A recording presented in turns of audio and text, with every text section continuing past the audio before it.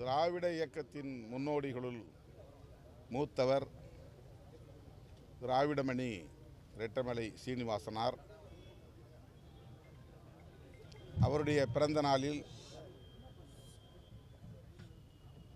அவருடைய பங்களிப்புகளை நினைவு கூர்ந்து அவருக்கு எமது செம்மாந்த வீர வணக்கத்தை செலுத்துகிறோம். தமிழக அரசியலில், ஏன் அகில இந்திய அரசியலில் பெரிய தாக்கத்தை ஏற்படுத்திய ஒரு போராளி திராவிடமணி ரெட்டமலை சீனிவாசனார். காந்தியடிகளோடும் நெருங்கி பழகக்கூடிய வாய்ப்பை பெற்றவர். புரட்சியாளர் அம்பேத்கர் அவர்களோடு லண்டனில் நடைபெற்ற வட்டமேசை மாநாட்டில் பங்கேற்று வயது வந்த அனைவருக்கும் வாக்குரிமை வேண்டும் என்று வாதாடியவர். சாதி ஒழிப்பில் புரட்சியாளர் அம்பேத்கருக்கே முன்னோடியாக விளங்கியவர்.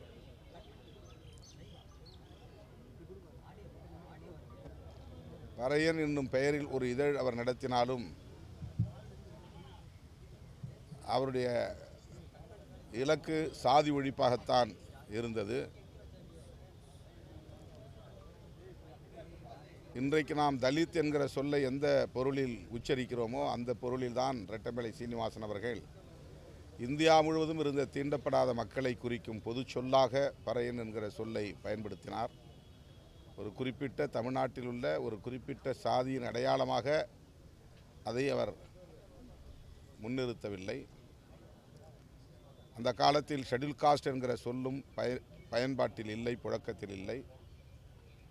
அன்டச்சபிள்ஸ் என்கிற தீண்டப்படாதவர்கள் என்கிற சொல்லாடல் தான் அன்றைக்கு அதிகார வர்க்கத்தினரிடம், ஆளும் வர்க்கத்தினரிடம் புழக்கத்தில் இருந்த ஒரு சொல். அப்போது ஒடுக்கப்பட்ட மக்களை ஓரணியில் திரட்டுவதற்காக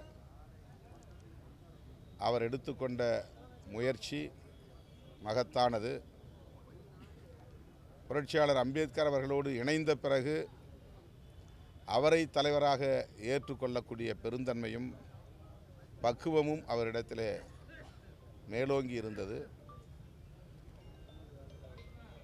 அதன் பின்னர் அவருடைய அரசியல் புரட்சியாளர் அம்பேத்கரின் திசை வழியிலேயே பயணித்தது என்பதுதான் வரலாறு. இன்றைக்கு திராவிட இயக்கங்களை பற்றிய வரலாறு பேசுகிறவர்கள் ரெட்டமலை சீனிவாசன், பண்டிதர் அயோத்திதாசர் ஆகியோரையும் நினைவு கூர்ந்துதான் பேச முடியும் என்கிற அளவுக்கு இந்த அரசியலில் பெரும் பங்களிப்பை செய்த மாமனிதர் ரெட்டமலை சீனிவாசனார். அவருடைய பிறந்த நாளில் அவருக்கு எமது செம்மாந்த வீர வணக்கத்தை மீண்டும் செலுத்துகிறோம். அவர் வழியில் சாதி ஒழிப்பை தொடர்ந்து முன்னெடுத்து செல்வோம்.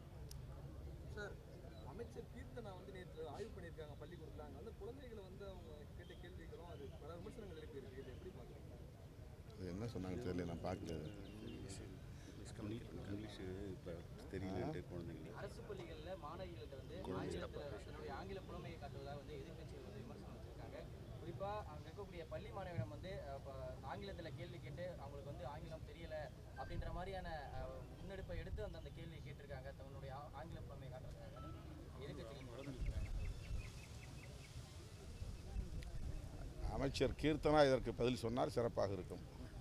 தொடர்ந்து இது போன்ற குற்றச்சாட்டுகள் சார், அரசு பள்ளிக்கு போறாங்க, பல்வேறு இடங்களில் சென்று ரீல்ஸ் எடுக்கிறாங்க, அதில் கட்சிக்காரங்களும் ரீல்ஸ் எடுக்கிறாங்க, குற்றச்சாட்டு வருது தொடர்ந்து.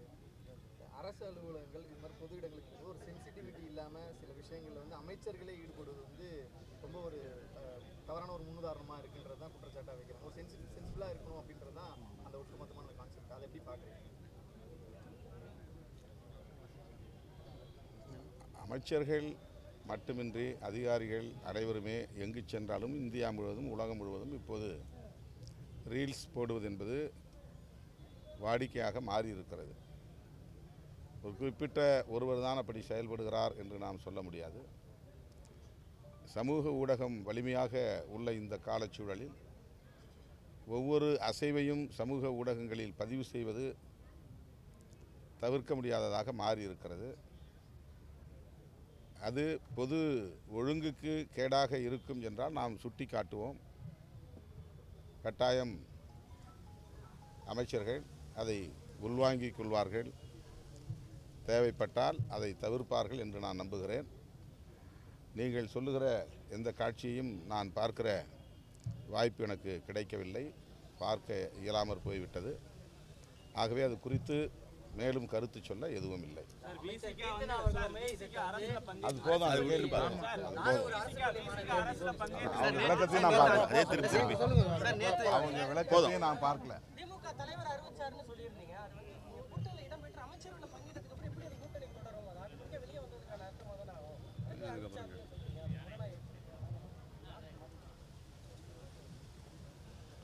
நாங்கள் அமைச்சர்களை சேர்ந்த உடனே இன்னொரு கூட்டணியில் சேர்ந்துட்டோன்னு அதுக்கு பொருள் இல்லை.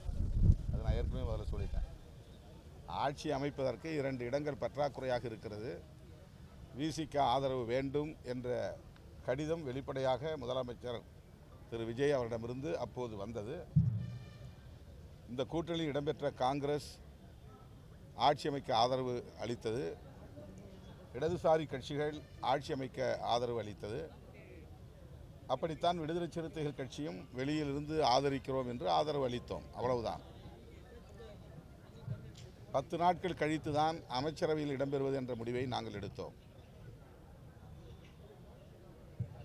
அதன் பிறகு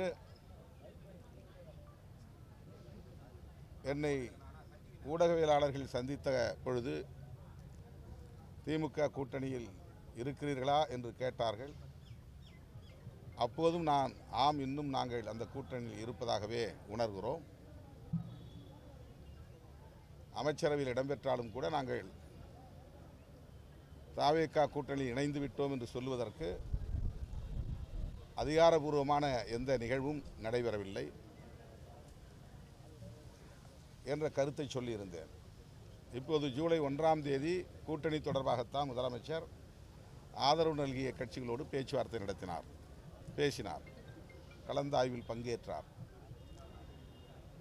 ஆனால் அந்த கூட்டத்தில் இறுதி முடிவு எதுவும் எடுக்கப்படவில்லை. ஆகவே அதன் பொருள் என்ன? இன்னும் தவேக தலைமையில் ஒரு கூட்டணி அமையவில்லை என்றுதான் பொருள். விடுதலை சிறுத்தைகள் கட்சி அமைச்சரவையில் இடம்பெற்ற உடனே திமுகவுக்கு நாங்கள் துரோகம் இழைத்து விட்டோம் என்று ஊடகத்தலங்களில் பலரும் விமர்சனங்களை வைக்கிறார்கள். இந்த விமர்சனங்களுக்கு விடை சொல்லக்கூடிய வகையில் தான் நான் பதில் சொன்னேன். அப்படி நாங்கள் பதவி என்றவுடன் திடுமென ஒரு கூட்டணியை உதறிவிட்டு ஓடிவிடவில்லை. எடுக்கிற முடிவுகள் ஒவ்வொன்றையும் அப்போது கூட்டணி தலைமை என்கிற முறையில் அண்ணன் ஸ்டாலின் அவர்களிடத்திலே கருத்துக்களை பகிர்ந்து கொண்டோம். அவரை சந்தித்தும் பேசியிருக்கிறோம். அதைத்தான் நான் சொன்னேன். அந்த உறவு தொடர்கிறது, அந்த நட்பு தொடர்கிறது. அவருடைய கவனத்திற்கு சென்று கருத்துக்களை பகிர்ந்து கொண்டு அதன் பிறகுதான் ஆதரவு நல்கினோம் என்கிற வகையில் ஆமாம், இன்னும் திமுக கூட்டணியில் தான் தொடர்கிறோம் என்று பதில் சொன்னோம். அது அப்படியே இருக்கிற நிலையில் விடுதலை சிறுத்தைகள் கட்சியிலிருந்து அதிருப்தி அடைந்த ஒரு முன்னணி பொறுப்பாளரை திமுகவில் இணைத்தது எங்களுக்கு அதிர்ச்சி அளித்தது. அந்த அதிர்ச்சியை நான் வெளிப்படுத்தினேன், அவ்வளவுதான். சார், ஆணவ படுகொலை சம்பந்தமா அரசியலையும் பங்கேற்றிருக்கீங்க. அதுக்கு எவ்வளவு ஒரு அழுத்தத்தை கொடுக்க திட்டமிட்டிருக்கீங்க? அழுத்தம் கொடுத்துருக்கீங்களா? வலியுறுத்திருக்கீங்களா? தொடர்ந்து அது கேட்டுக்கிட்டே இருக்கிறாங்க. தொடர்ந்து நாங்கள் அந்த ஆட்சியிலும் வலியுறுத்தினோம், இந்த ஆட்சியிலும் வலியுறுத்துகிறோம், தொடர்ந்து வலியுறுத்துவோம். ஒரு நல்ல முடிவு எட்டும் வரையில் வலியுறுத்தி கொண்டே இருப்போம்.